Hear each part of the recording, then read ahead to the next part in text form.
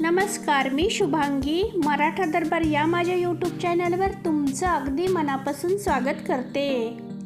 आज आपण डेअरीत मिळताना अगदी तसंच मस्त दाटसर मलाईदार आणि गोड दही आपण घरी बनवतो आहे, तेही गाईच्या दुधापासून.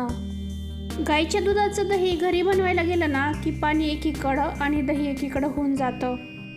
बरेच वेळेला घरी दही बनवल्यानंतर ते आंबटसुद्धा होतं. खूप छोटे छोटे टिप्स आहेत, या जर तुम्ही फॉलो केले ना तर तुमचे पण दही घट्ट मलाईदार होईल आणि विशेष म्हणजे हे ताजे दही तुम्हाला सुद्धा करता येईल. तेव्हा व्हिडिओ शेवटपर्यंत बघा आणि अजूनपर्यंत तुम्ही माझ्या चॅनलला सबस्क्राईब केले नसेल तर चॅनलला सबस्क्राईब करून बाजूचे जे बेल आयकॉन आहे तेही क्लिक करा. या ठिकाणी मी 1 लिटर गाईचं दूध घेतलं आहे. गाईचं दूध अगोदरच पातळ असतं. हे दूध गरम करण्यासाठी गॅसवर तापून घेऊयात. गॅस चालू करून हे दूध 15 मिनिटं उकळून घ्यायचं, म्हणजेच थोडंसं आटवून घ्यायचं. गॅसची फ्लेम मिडियमच ठेवायची, हे उतू जाणार नाही याची काळजी घ्यायची. 15 ते 20 मिनिट उकळल्यानंतर हे दूध थोडंसं असं घट्टसर असं होतं. नंतर या दुधामध्ये हे बघा, तुम्ही बघू शकता 3 ते 4 चमचे मी दूध पावडर घेतली आहे. ही दूध पावडर दूध उकळत असतानाच यामध्ये टाकून घ्यायची. दूध पावडर तुम्ही कुठल्याही कंपनीची वापरू शकता. व्यवस्थित असं मिक्स केल्यानंतर एक 5 मिनिट परत हे दूध उकळून घ्यायचं.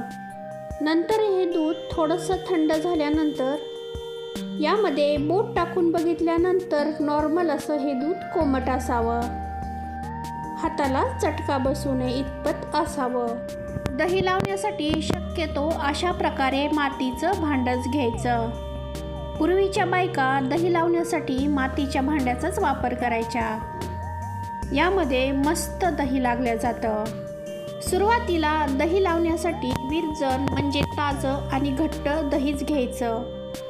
यामधील 1 चमचा दही घेऊन या भांड्याला पूर्णपणे आतून असं लावून घ्यायचं. विरजण हे दह्यामध्ये जास्त घातल्यास दही हे आंबट होतं आणि कमी घातल्यास दही पातळ होतं. आता जी कोमट करून घेतलेलं दूध होतं त्या दुधामध्ये अर्धा चमचा विरजण घालून घ्यायचं आणि व्यवस्थित मिक्स करून घ्यायचं. खूप गरम किंवा खूप थंड दुधात विरजण घातल्यास दही नीट बसत नाही, म्हणून दूध हे नॉर्मल असं गरम असावं. विरजण घातल्यानंतर दूध हे हलक्या हाताने एकसारखं ढवळून घ्यायचं. जास्त ढवळल्यास दही हे पातळ होऊ शकतं. आता हे दूध ह्या विरजण लावलेल्या मातीच्या भांड्यामध्ये टाकून 6 ते 7 तासासाठी बाजूला ठेवून द्यायचं. यावर झाकण ठेवून मी हे रात्रभर असंच ठेवणार आहे. दुसऱ्या दिवशी सकाळी दही व्यवस्थित लागल्यानंतर 1 तासभर फक्त हे मी फ्रीजमध्ये ठेवलं होतं. तुम्ही बघू शकता किती घट्ट आणि मलाईदार हे दही लागलं आहे. मातीचं भांडं उलटं केल्यानंतर सुद्धा हे दही खाली पडत नाही. यावरूनच तुम्हाला अंदाज आला असेलच हे दही किती घट्ट लागले. दुधात जर थोडंसं पाणी राहिलं असेल तर मातीचं भांडं हे पाणी शोषून घेतं. होणारं दही हे खूप घट्टच होतं.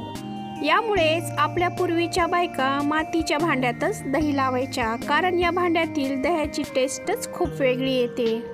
हे बघा, यामधील दही मी तुम्हाला काढून सुद्धा दाखवलंय आणि एक सुरी घेऊन कट करून सुद्धा दाखवतीये. हे बघा, कट केल्यानंतर दह्याच्या अशा मस्त वड्या पडल्यात. तुम्हाला हा व्हिडिओ कसा वाटला हे कमेंटमध्ये नक्की सांगा आणि व्हिडिओ आवडल्यास व्हिडिओला एक लाईक करून व्हिडिओ जास्तीत जास्त तुमच्या मित्रमैत्रिणीमध्ये नातेवाईकामध्ये शेअर करायला मात्र विसरू नका.